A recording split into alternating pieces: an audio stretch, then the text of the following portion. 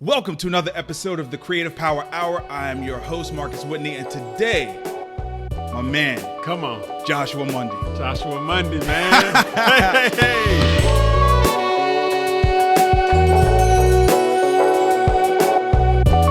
All right, brother, what's good? I'm great, man. Thanks for being here. This is an honor, man. Yeah, thanks for being here. Man, hey, you know I would show up. Of course. Come on, man. Marcus Whitney called me and said, come on, let's do something, man. This is great, man. You have, you've been so important to the city, for a long time, but I think everyone now, is people I know from circles that should not know you now. Yeah. And that's just a testament to, just the grind that you have put on, and so yeah, I want to tell your story because I think if you're talking about what's happening in Nashville right now, I feel like the trend and the theme of this show has really been I'm bringing the people on this show that are really driving the present and the future of the city. You know what I'm saying? Yeah. And you have to be in that conversation. Yeah, you have to be in that conversation. So with that, we always start with an origin story. So hit it up. So man. I've been watching all the podcasts, so I know how how this works. Yeah, I know how it works, bro. I already have it themed out in my mind. Okay, you know what good, I'm saying? Good. The origin story starts. I'm originally from Lafayette, Louisiana, but I've been living in Nashville all my life. Okay. So I moved here when I was 5 years old. Okay. From Lafayette, Louisiana, and my mother and father were together. They split up. Okay.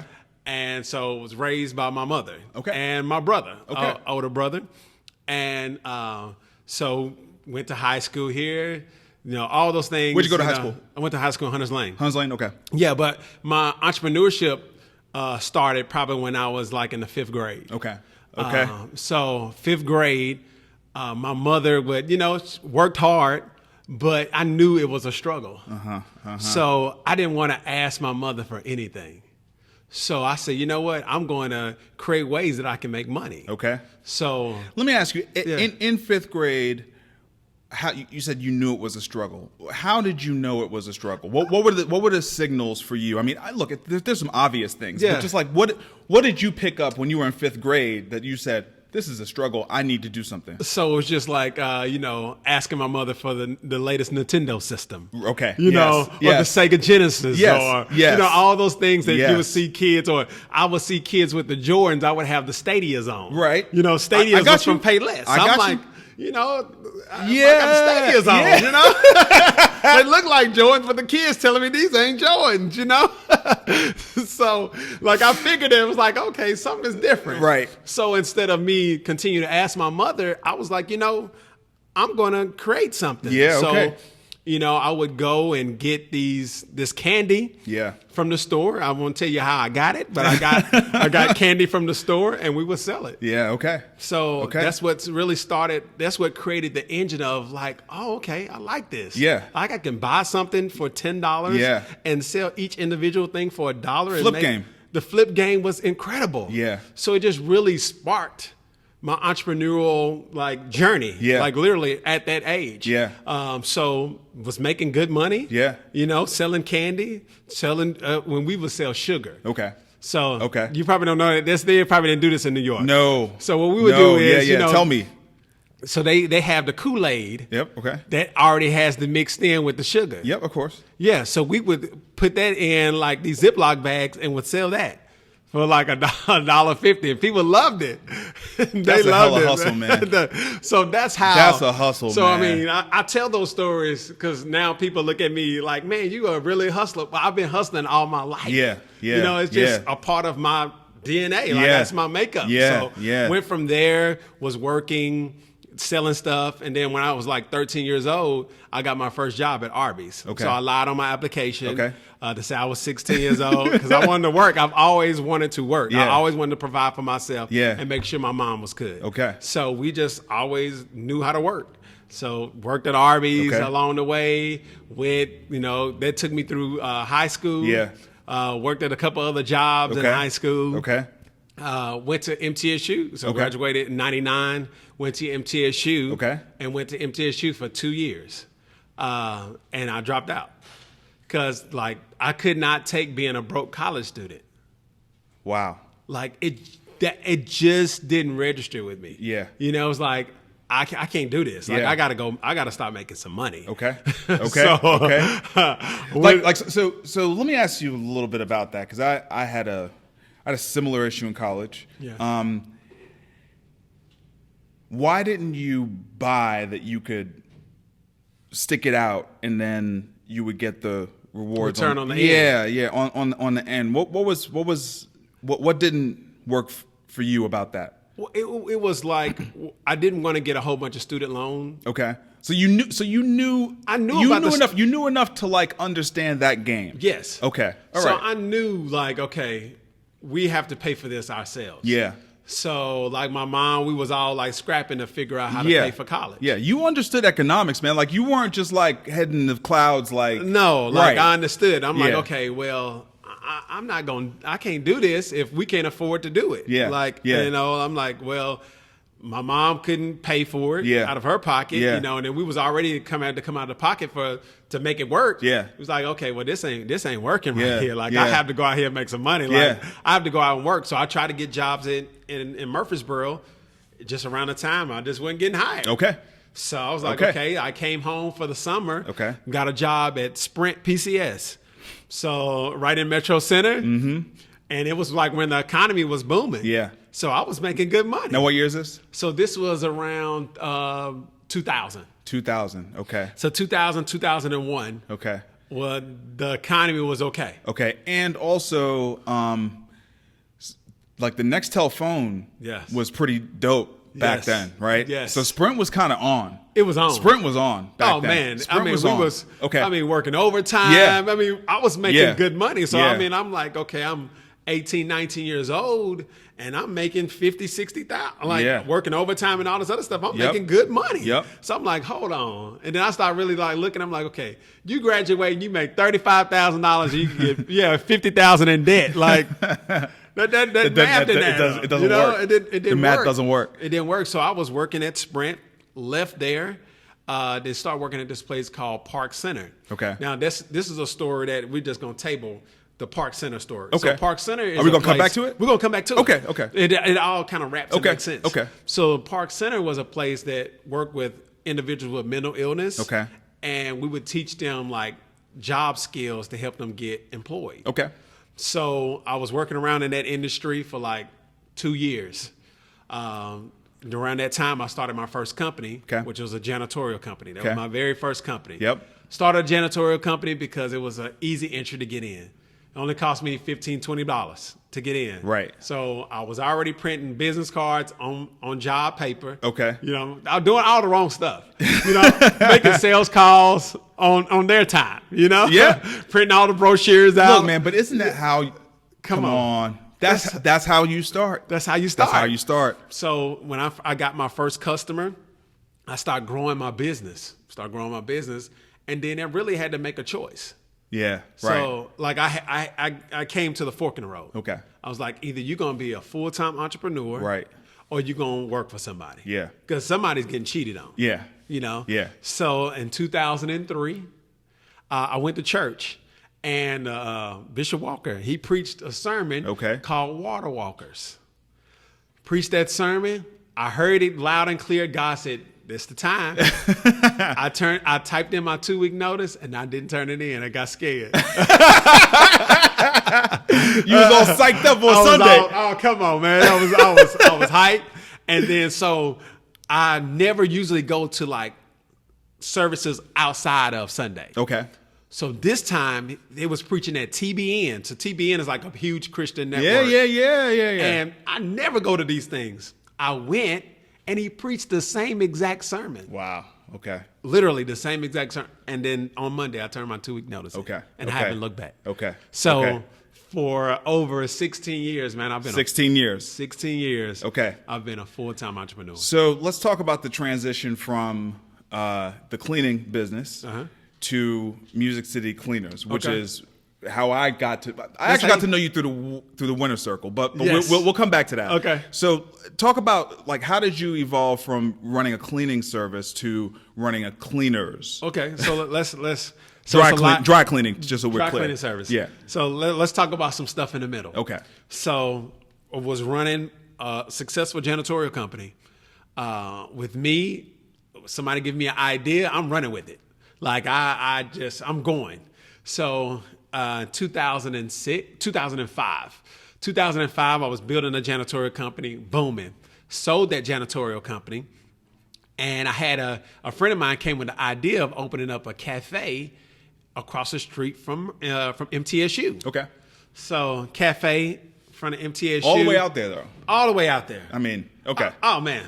Me. Yeah. Murfreesboro. I went there for a little bit. Right. Okay, so it was the same concept as the Cafe Coco. Okay. Stay open 24 hours, right across the street from the campus. Cafe Coco was popping too. Come on, back in the man. day. Back in the day. Before Nashville was what we have today, Cafe Coco was the place. Absolutely. No question. So I was like, okay, I'm going to build that same type of model there. Yep. Not knowing that Murfreesboro, it then was a good old boy system. I'm talking about a system that I've never seen before. Yeah, right.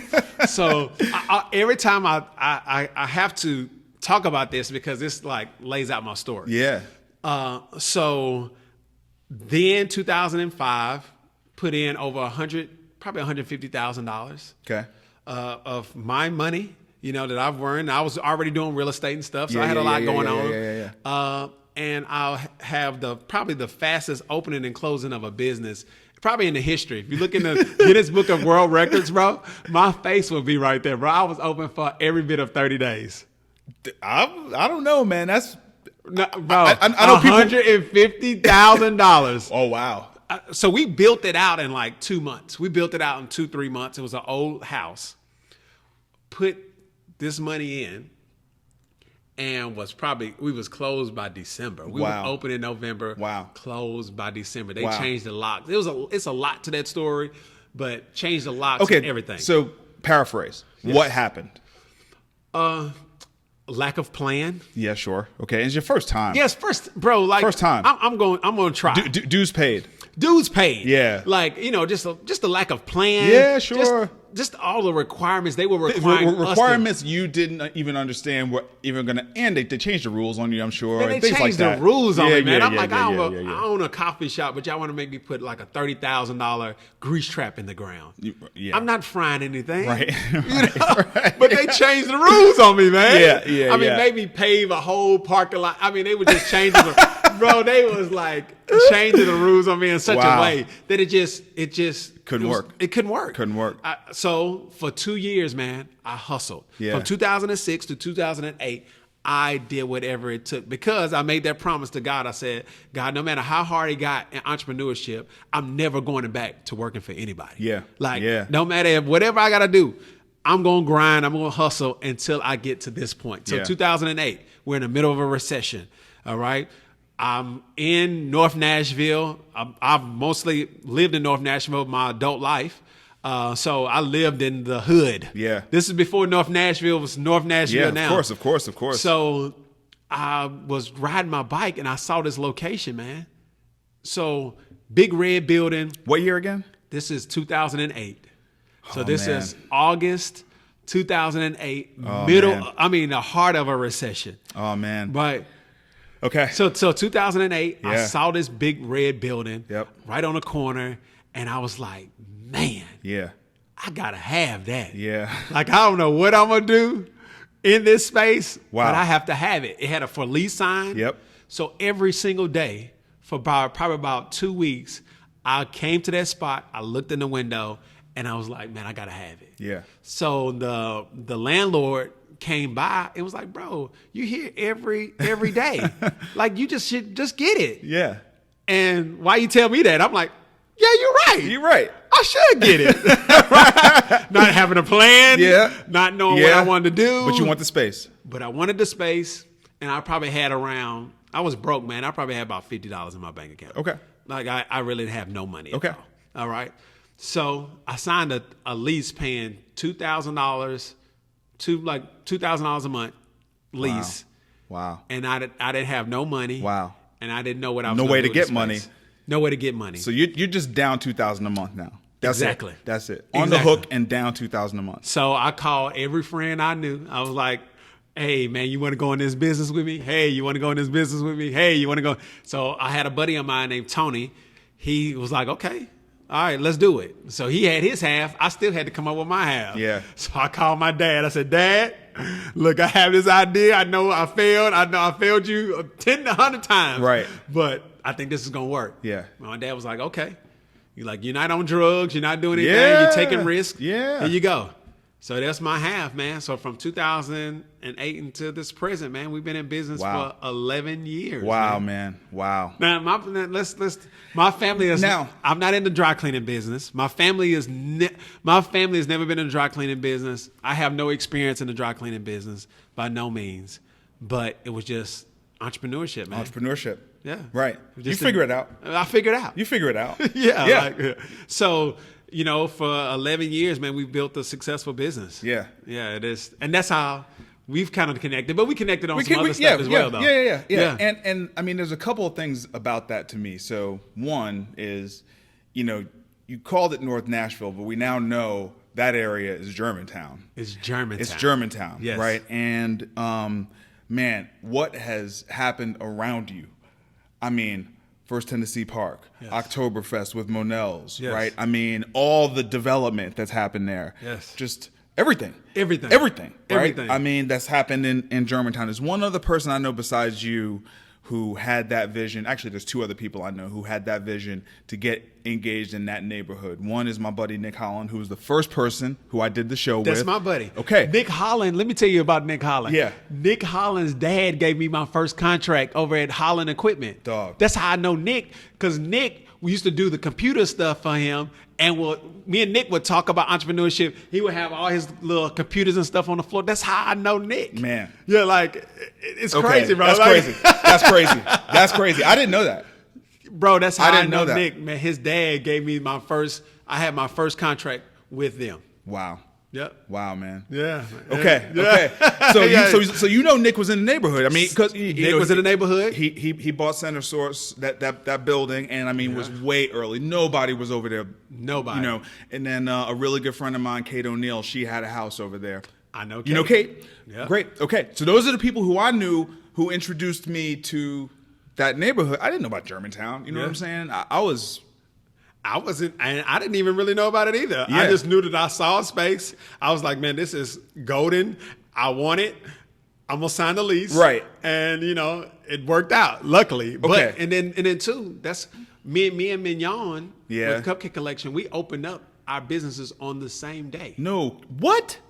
So November the 10th, 2008, me and the Cupcake Collection kidding me? opened up our businesses on the same day. We got to know them from with just us just meeting.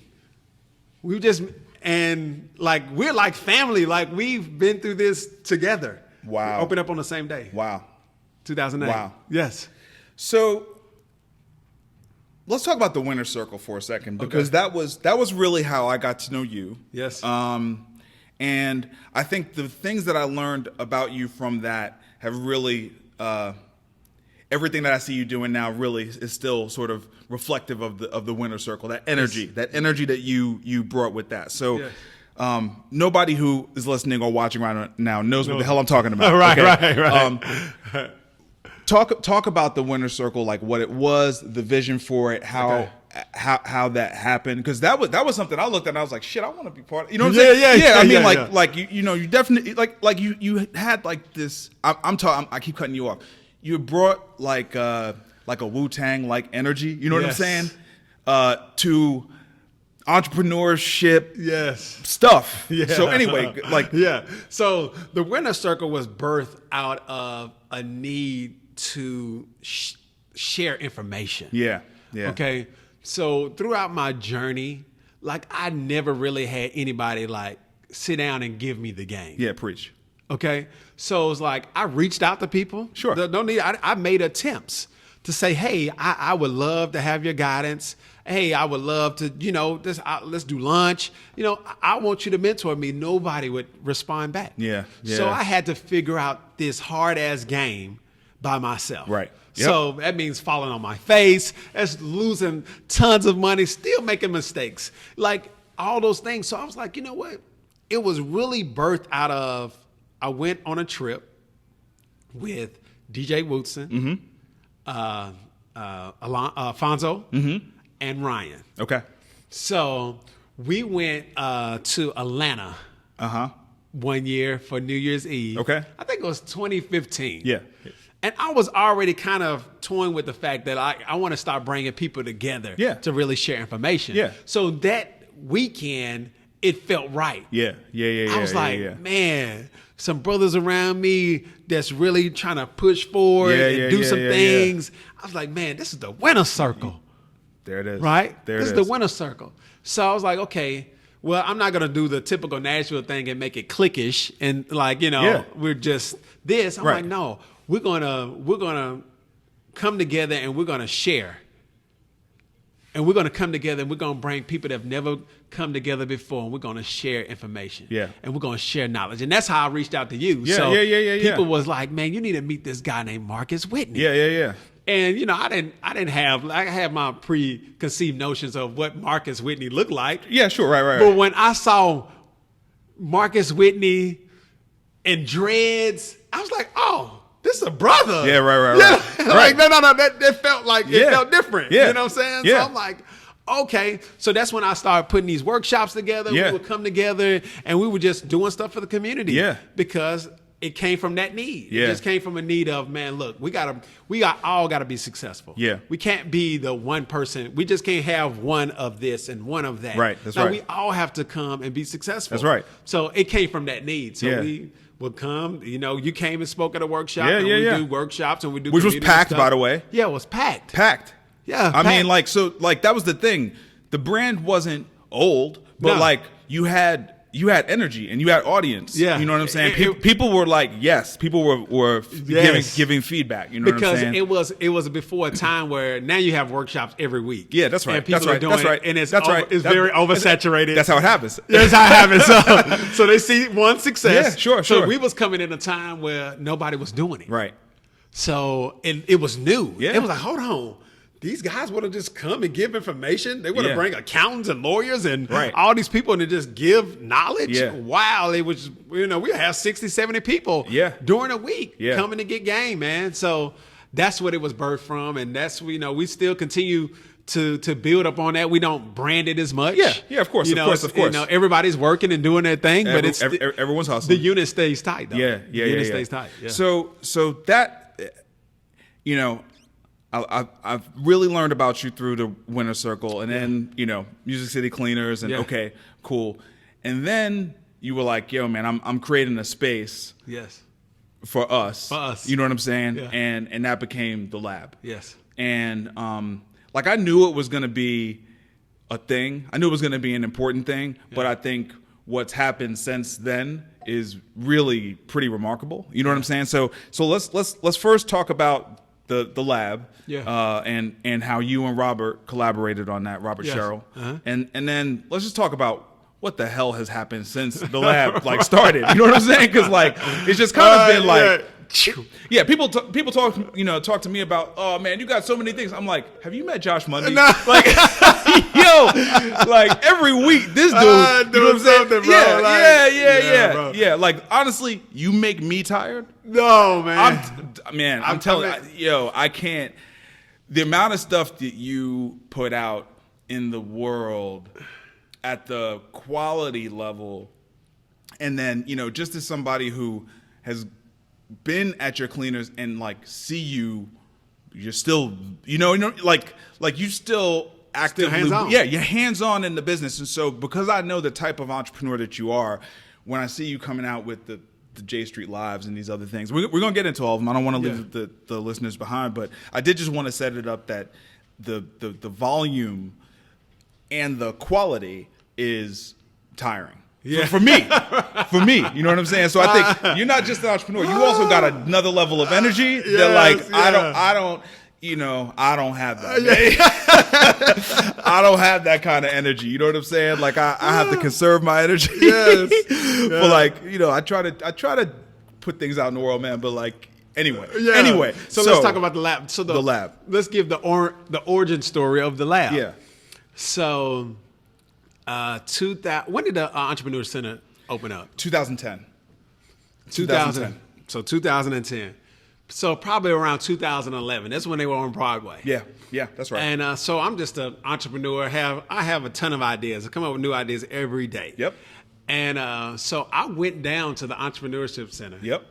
And I just had because they was like, okay, there's this new place called the Entrepreneurship Center. Right. I'm like, I just went down there. I was like, okay, I can just talk to them about any type of idea I have, and they're gonna just tell me this or that, and send me on my way. Right, bro. They tore me a new one. Yeah. Oh my God. Yeah. I had this idea of like these. So this when QR codes were like really popular. Yeah. So I had this idea of it was like a QR code that kept your like information. Right.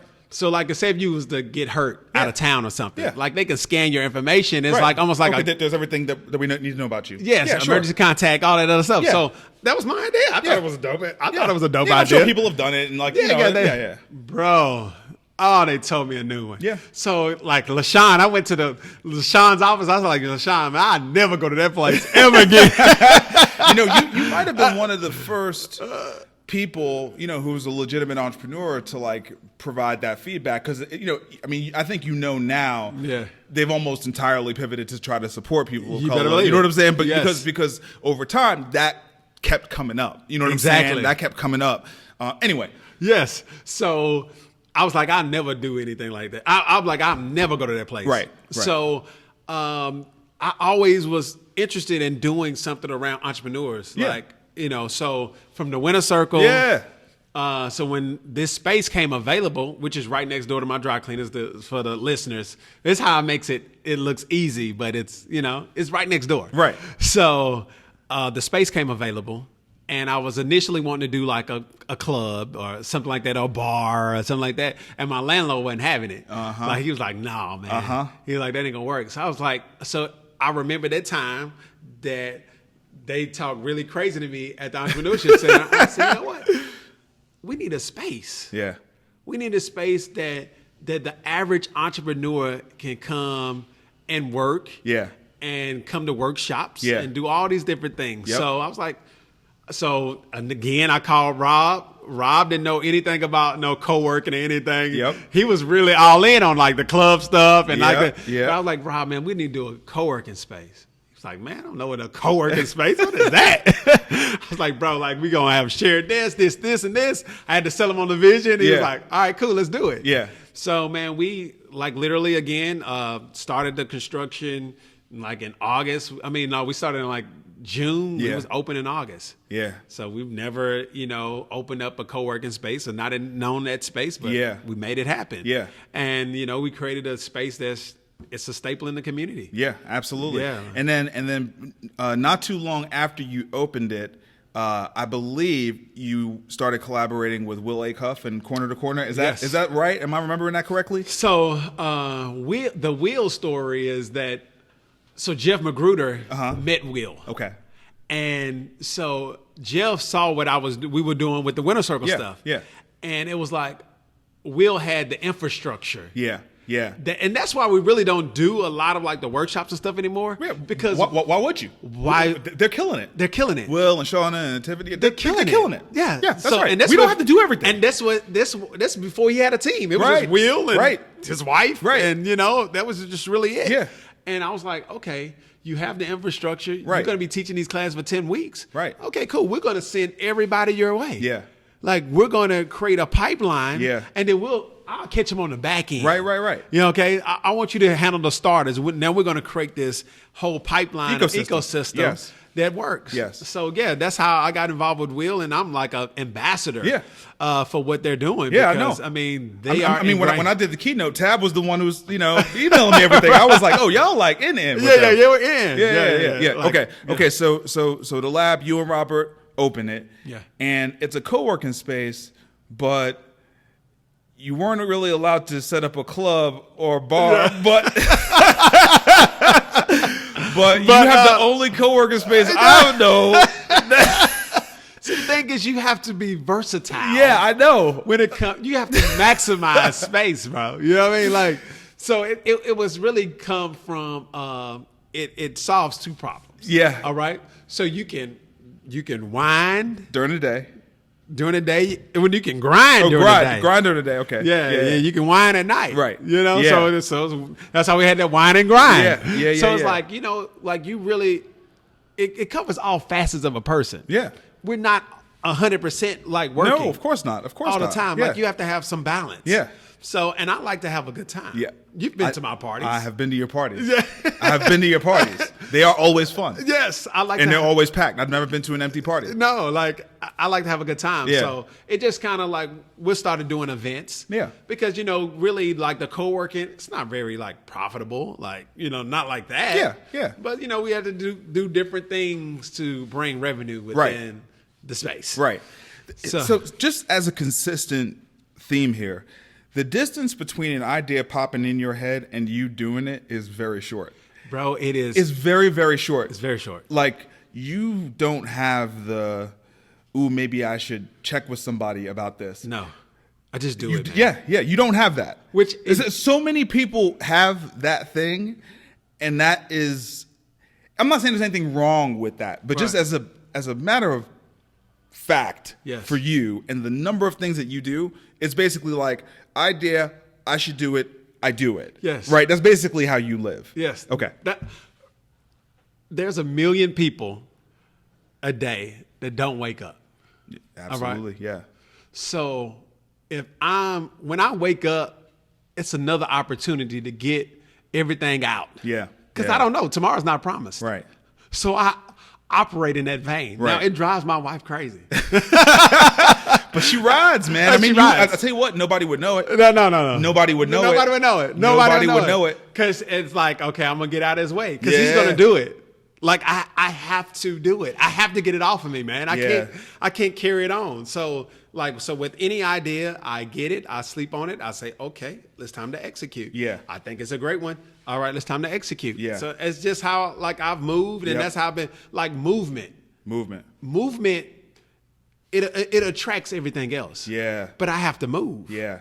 Like I have to move. Yeah. And everything else comes together. Yeah. I promise, man, my movement and everything else, it just aligns. Right.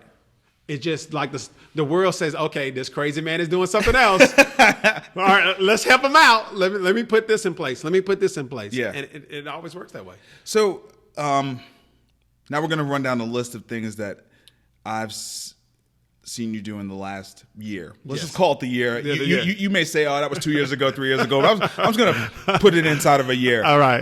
Cocktail Crush is probably more than a year at this point, right? It's over a year now. It's over a year. Cocktail Yeah. Crush is more than a year. Yeah. Okay, let's talk about Cocktail Crush because I thought that was brilliant. Yes. Like just a brilliant idea, brilliant brand. At some point, we're going to circle back to how much of a creative you are, because this is creativity. That's really what this is. It's creativity and like execution, but it's so much creativity. But Cocktail Crush. Yes. So, what inspired you? First of all, what is Cocktail Crush? Okay, so Cocktail Crush is a mixology class. Mm-hmm. So you learn how to make 6 drinks by a world-renowned mixologist. Yep. Okay, crazy how Cocktail Crush happened. So Ivan Ratliff, Yep. it's a guy, he does all like my marketing and branding stuff. Mm-hmm. So I was in the lab talking to him, and I was like, yo, I have this crazy idea of doing like this mixology class. And Ivan said, are you for real? I was like, yeah. He said, man, look at this. And he had a flyer with a mixology thing that he was wanting to do. We've never talked about this, ever. That's what I'm just saying, like, the universe is so... It blows my mind every day, man. Yeah. It freaks me out. I mean, it literally does. It freaks me out, man. So he had the flyer already designed and made up. Wow. And so we sat down. We was reaching out to the same exact person, the mixology guy. Yeah. We was reaching out to the same person. Didn't know that we was reaching out to the same person to get to do this mixology. Wow. Really, man. So we finally got him. We put the plan together, and it's been running for a year and a half now. And how often do you throw them? Once a month. Once a month. Yeah, so once a month. So okay, so you just added another very regular thing to your life. Right. Once a month. Right, once a and of month. course, it's not just your life because you got, beautiful family Yes. that rides with you on all these new crazy things that you keep coming up with. Right. Okay, so we got the cleaners. Yep. Cleaners still rocking. Still we rocking. got the lab. Still rocking. And that's a day in, day out thing. If you got a membership, you got access to it. It's got to be there to perform for you, right? Like I'm just trying to make sure we keep track for the listeners. And okay, the viewers, right? let's keep track. Okay, so we got the cleaners that's open every day. We got the lab that's open every day. We got Cocktail Crush, right, which is now a once a month thing. Okay, Table for 20. Yes.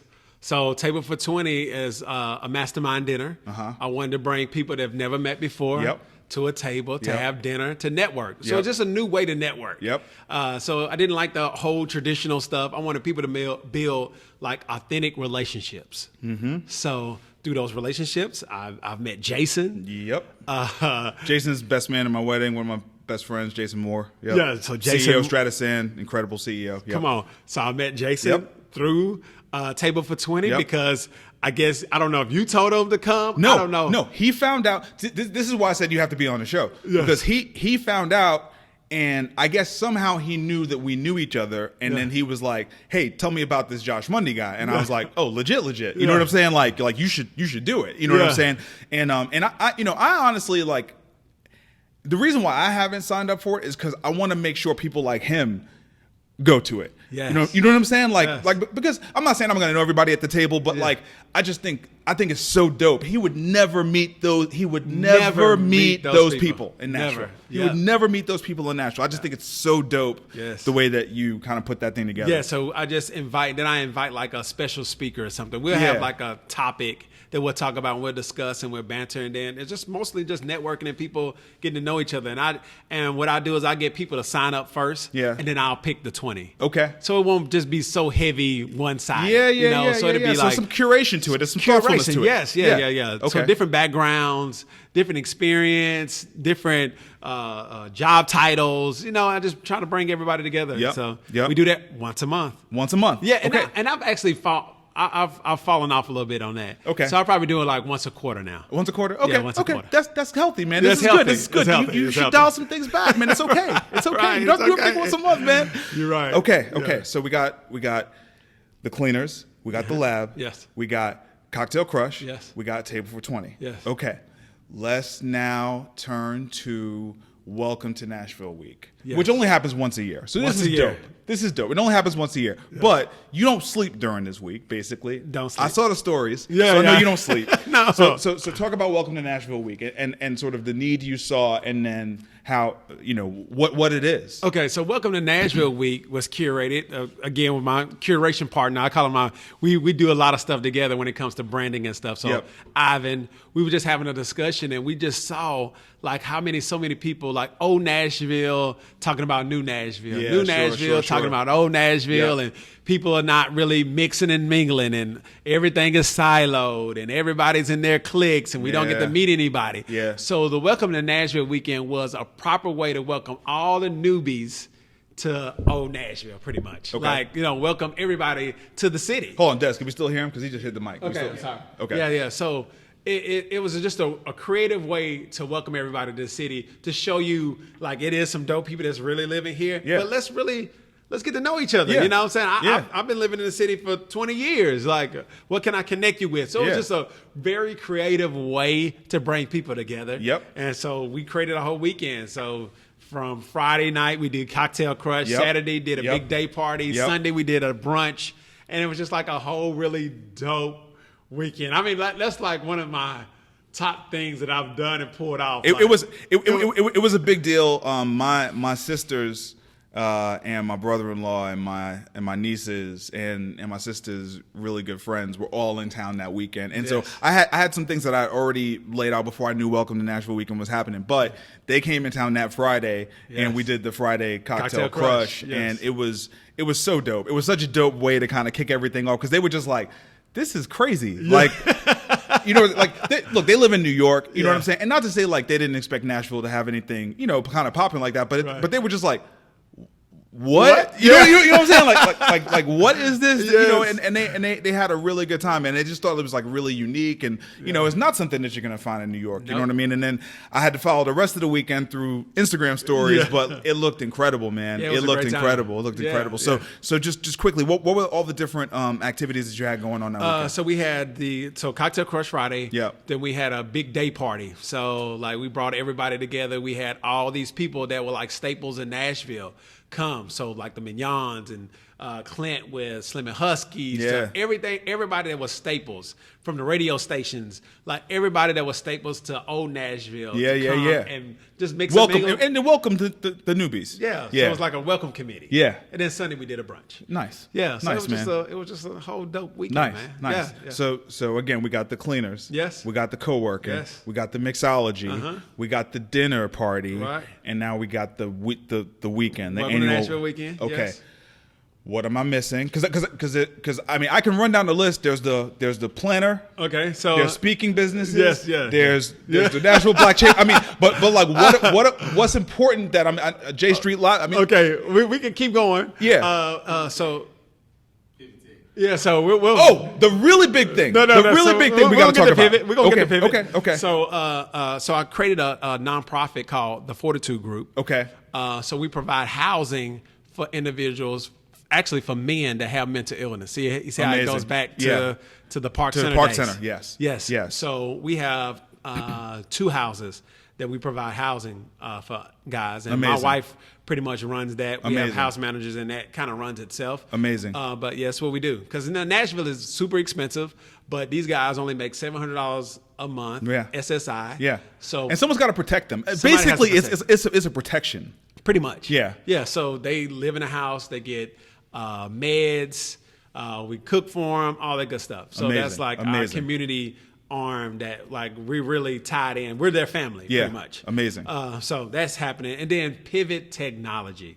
We have to talk about Pivot. We have to talk about that. We also need to talk about the annual party. Last year was a the white Christmas party. party. Yeah, the Yes. Christmas party, which funds the nonprofit. Which funds the nonprofit. Okay. But let's talk about Pivot. Pivot Tech? Yes. Okay. Now's the time. Okay. Now's the time. Let's go. So you can really see how the I mean, this is gap- crazy though, man. It's like crazy, it's like the list of things. But mine- I mean when I look, man, when I talk to people, it's like, okay, I got soccer, I got Jumpstart, I got Health Further, I got the content, and then it kind of stops. It's like, and that's it, Bro. Dog, we're 10 things in, and we're not even close. We're not even close.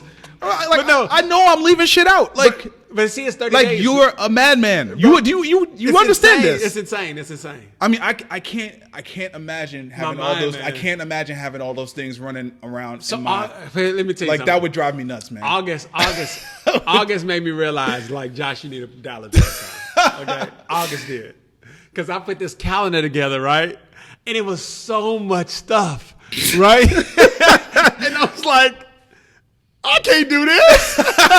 It was every day. It was something. It was like this workshop, that workshop, do this, do this. I'm like, okay, Josh, you got a dollar back. Yeah. Okay. So September, I have really taken time. To good. really, like, you have an dial it incredible son, and you're a very active, engaged father. I mean, like I'm engaged. right? Bro. I mean, you're at all the games. You're you're Everything. doing all the things Like, for so Zion. people would think like no, I'm at home at like 6:30.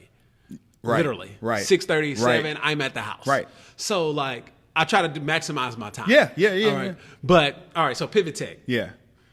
So Pivot Tech came from we went to Austin, Texas. Yep. For the Leadership Connect through the Nashville Chamber of Commerce. Yep. All right. So this is a group of people put together via the chamber that goes and studies another city. Yep. So we went And they're not just like any group; they're emerging leaders, No. right? I mean, like these are people who all entrepreneurs, young, right? No, this is like all the heavyweights.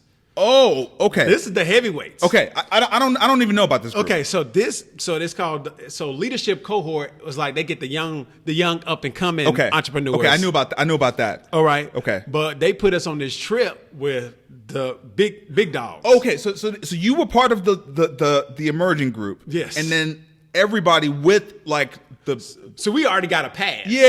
So we got a pass to get in. Yeah. Pretty much. This was them like integrating you into Yes. that's great. I'm actually really glad to hear they did that. Yeah. That's so awesome. Like That's all awesome. of the big CEOs Yeah, that run the big corporations. Yeah. The big Yeah, corporations, right. the construction Sure, companies, sure, the sure, ACAs, sure. Yeah. like all of the Amazing. big organizations That's in fantastic, man. Nashville.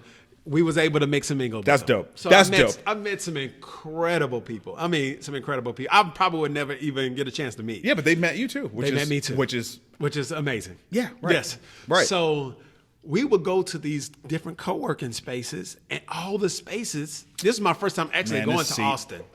Right. This is my first time. Okay. Yeah. Get on it. Yeah. Yo, this seat, like I'm sitting here, I'm trying to pay attention. Yeah. I've already done it. Like, I was thinking, bro. So we went on a trip. We studied all their infrastructure. Yeah. And we would go to these co-working spaces. All their spaces were doing nothing but tech. Yeah. All their spaces. I mean, that's Austin. I've never been to Austin. Yeah. That was my first introduction to Yeah. Austin. Didn't know. Yeah. You know, Yeah. all I know was that festival that takes place in Austin, Yeah. but I did not know. That festival, South by Southwest. Exactly. Yeah. So I didn't know. Yeah. So I'm looking around. I'm like, all this tech stuff going on. It changes you, right? When you see it. Bro, it changed my life. Yeah. I tell people, I said, man, look, Austin changed my life. Yeah. All right. Yeah. So I'm so glad you had that experience because South by Southwest 2007 is exactly why I am who I am today. Really? Absolutely. Wow. Absolutely. No, like if you check any of my stories, I always basically say there's like before that, you know, because even with Emma and other things, dog, when I went to South by, that was the turn for me. That was the pivot. That was the turn. Yes. That was the turn. So Yes. like I'm so glad you got to go to Austin and like So I experienced it. yeah. Came back home. Yep. And was like, yo, I'm going to start a tech school. Yo, once again, idea. I'm just gonna do it. Yeah. Bro. Now tell everybody your background in technology. No background.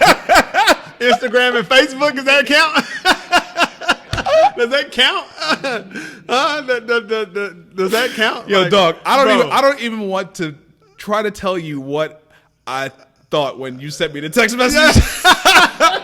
I sent it to you. I said, look, bro, I'm opening up a tech school. I need your support. Yeah. Marcus, I need you behind me, bro. Yeah. It was like, you know, No, like I a can't, long. I didn't can't. get I didn't get a text back can't. right away. And like he left me on read for about 3 days. I was like, yo, what?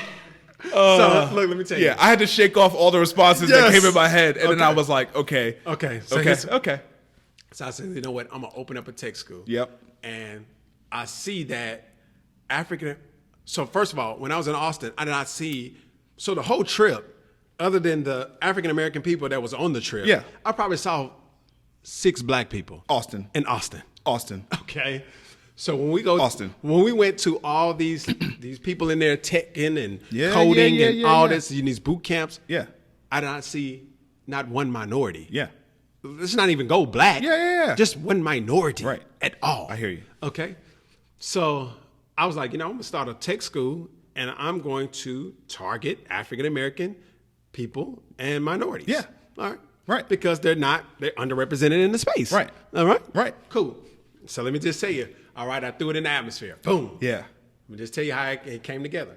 Threw it in the atmosphere. So I was talking to a guy that has a tech background. Okay. His name is Quan. I let him know. I said, man, look, I'm interested in starting this tech school. He was like, yo, I want in on that. Okay. I was like, all right, cool. You have Okay. the tech background. I Okay. need you Okay. for validity. Yeah. Like, I need you. Like, Yeah. even though I know I can do it, Yeah. but I need you because you can talk the lingo and the terms and all this other stuff. Right. So he said, all right, cool. Let's work on it. So we would work on it. One night, I was in the lab. Okay, I cannot make this stuff up. I tell these stories of how the universe works.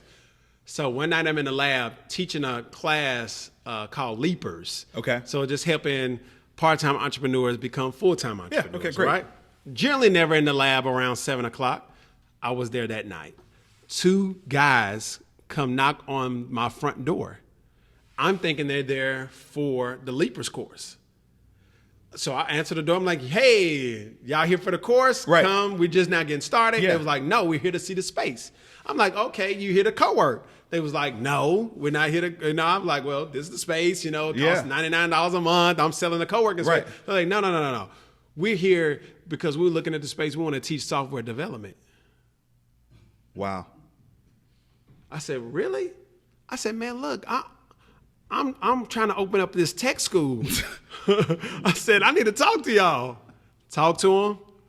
They're my instructors on the software development side. Wow. One has 10, 15 years experience. He went through the Nashville Software School, works for HCA, front end, a full stack developer. Come knocking on the front door telling me that he wants to teach software development, man.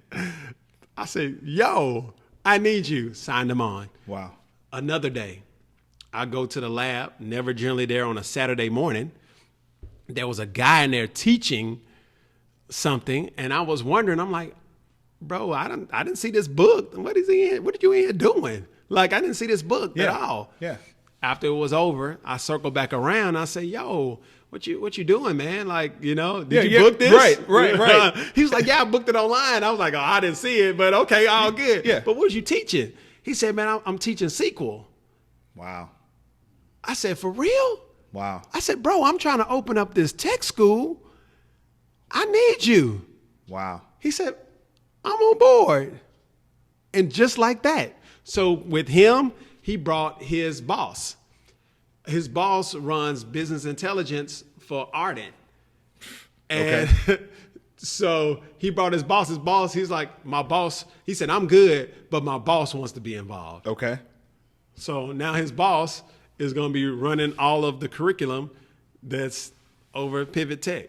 So I have two already, they were already teaching. We've already built two curriculums, and they both have the passion that I have to make it happen. So Pivot Tech School went from, I just threw it in the atmosphere. Wow. And really got your movement.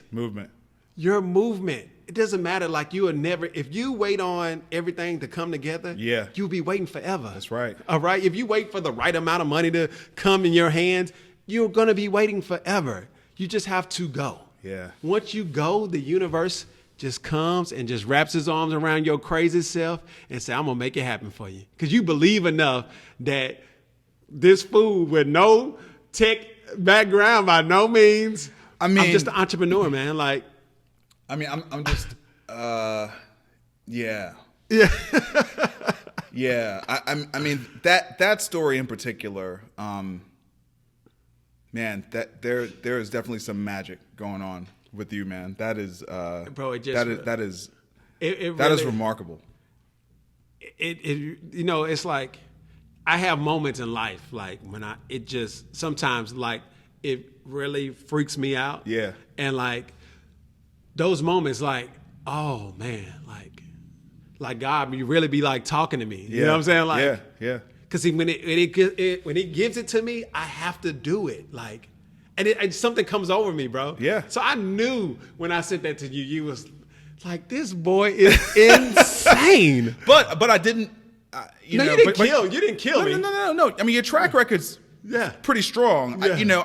I was mostly just like, honestly, I just didn't know you were going to be surrounded by everybody that you needed as fast as you were, which really, that's the remarkable part. You know what I'm saying? From the point, I mean, for context, you sent me that text 60 days ago. Yeah. I mean, 60 days ago. It was 2 months ago. Yeah.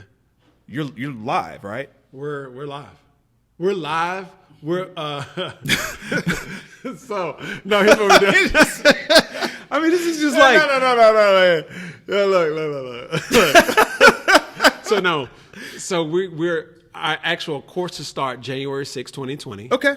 We're currently signing people You're enrolling. up now. You're enrolling. We're enrolling people now because what we want to do is that our target audience generally doesn't have a lot of tech background. Yeah.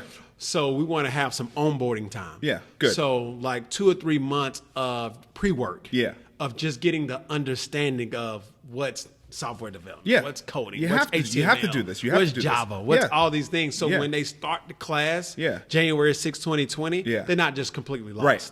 They have some type of understanding. Yeah. So we start onboarding Yeah. as soon as possible. Yeah, okay. So as we onboarding, we're just creating our systems and just developing all those things while we're onboarding. So it's just like all those things are taking place right now. So one thing I will, one thing I'll tell you that I think is going to be sort of a unintended consequence in a good way of what you're doing is, not everybody is going to be who's going to go through. This. Not everybody who goes through is going to be successful, right? Exactly. You know what I'm saying? But their ability to navigate the online world after any amount of immersion in this is going to be drastically different. Better believe it. And that literacy is so profound. I can't even really.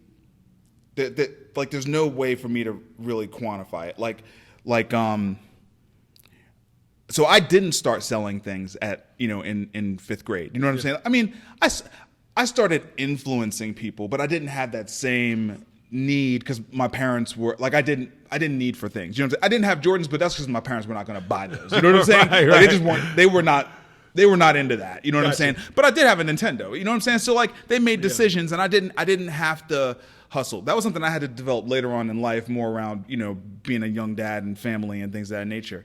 But the technology piece, man, and going back to Austin and South by Southwest, that has been so major in my success.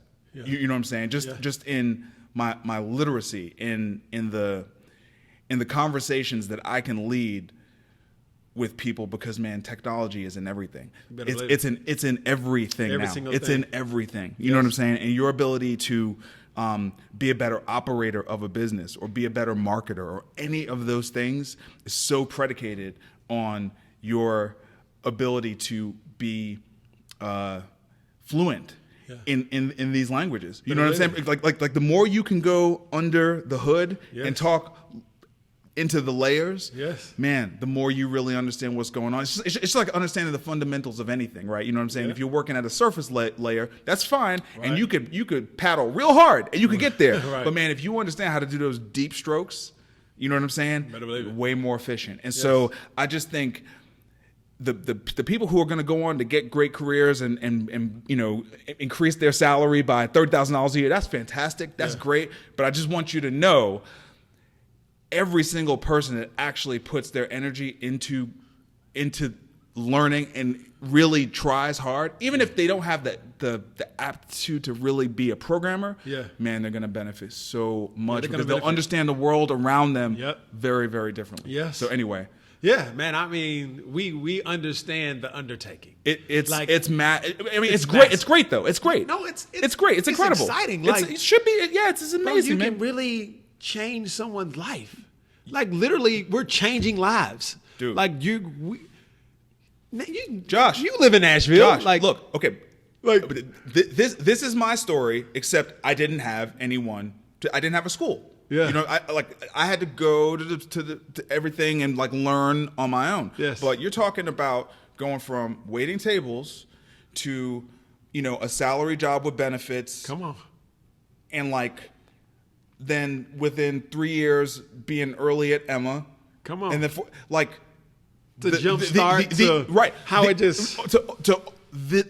the changing point is learning how to code. There is no Marcus. This whole story does not exist without learning how to code. Without what you're doing. I mean, so it's like, I'm just saying, like, this is so Dez, transformative. Dez, I need you to make that, like, I need you to cut that out right there. I need you to cut that part. We're going to make it a commercial because, bro, it is transformative to people's lives. Completely. Nashville, we have a big gentrification thing going on. Of course. By the way, this is global. No, this is a global thing. This is global. I just got back from England. Yeah. Gentrification is global. This is a global thing that's taking place. Yeah. Okay? People say Nashville all the time, and I always be like, yo, hold on. It's happening. Gentrification is happening in New York. Yes. Happening in Brooklyn. Yes. They're building skyscrapers in downtown Brooklyn. Come on. Come on. Like, no. Jay-Z tell you? He said he could have bought Dumbo for what? Right. For little nothing. Right. Now it's worth all this money. Right. Dumbo. So, yeah, Dumbo. But it's transformative in a way that, okay, what can we do? Not that, we're going to keep sitting and talking and having these meetings and discussing it. No, what can we do tangible to give people the skills that they need so you can thrive? You can thrive within your community. So we have to give a foundation. A school is foundation. Look, man, if I just sort of see a world where what Corner to Corner is doing and what Pivot Tech is doing, you know what I'm saying? Like, I'm not saying you guys need to enter into a partnership or anything like that, but no, we're intertwining. But I'm just saying that business education and that technology education, and what that means when those two things, because look, here's one thing I'll say, man. You go into these tech schools, people learn there's a huge shortage of tech workers. We got Amazon moving to town. Boom, boom, boom. Look, yes, in terms of like workforce development and all these things, that's incredible. But even behind that, the power that you have to take an idea and bring it to life through hustle, a lot of that is really because of who you are from that kid in fifth grade. You know what I'm saying? Yeah. Like that kernel has sort of never gone away. You know what I'm saying? You still are running on that same kind of energy. You know what I'm saying? Yeah. But man, when you look out into the world, it's like this show. It's like we talked about when you first walked in. It's like this show, right? Yeah. It's like, oh, you mean this is just iPod touches? Yeah. I'm like, bro. Yeah. Like the number of people who would just be like, I just can't, and for me, I'm like, oh, I know. I can put on a whole show for $500. You know what I'm saying? Right. Like I just buy this, I buy this, I buy this, I sync these things up, I get this app, boom, boom, boom. Yeah. All of that comes from me understanding technology at the core. Like I don't code anymore. You know what I'm saying? I don't code anymore because there's apps that will code for me. You know what I'm saying? But like I understand how to put things together, and there's so much power in that. Yes. You know what I'm saying? Not everybody. I don't have the hustle that you have. That's the truth. Yes. I really don't have the hustle that you have. But what you're doing with Pivot Tech is going to be able to empower a bunch of people who don't necessarily have that kind of hustle, but they have a different kind of inclination to be massively successful, man. Yeah, you know man. What I'm saying? And everybody is not an entrepreneur. No. So it's like, okay, what can we take your skills, add a little sauce to it, right? To give you a chance, a fighting chance, to live in the community that you grew up in. That's right. To live like you want, to drive up, whatever you want to do, whatever your goals are. That's right. Like I'm here to give you that. It's massive, man. And that's massive. That's what Pivot's all about, man. It's massive, man. So, so it's a God thing, man. Yeah. It's really bigger than me. Yeah. It's something like totally bigger than me. Yeah. And when we got into it, I knew it. I said, down, this is bigger than just me. This is going to transform 90 people's lives in the first year. Yeah. And then each year we're just going to double it up. Yeah. So you just and I mean, oh man, it's massive, man. It's massive. You know. Man. So it's just that's Pivot, man. I mean, my stories. I know it feels like it, but like how the universe is talking to me right now, like it really I have to get it out. Yeah. Like I have to get it out of me.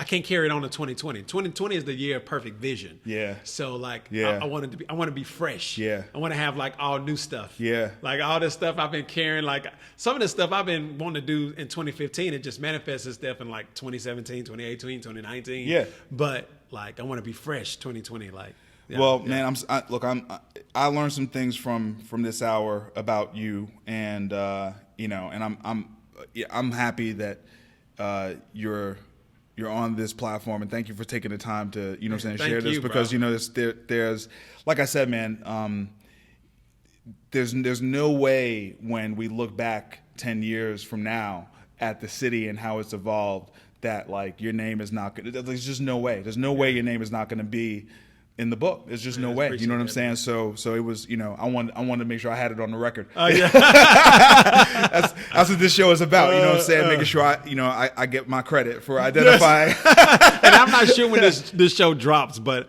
we have our annual Christmas party. It's gonna be it'll be before then. Okay. It'll be before then. It'll be December the 13th, man.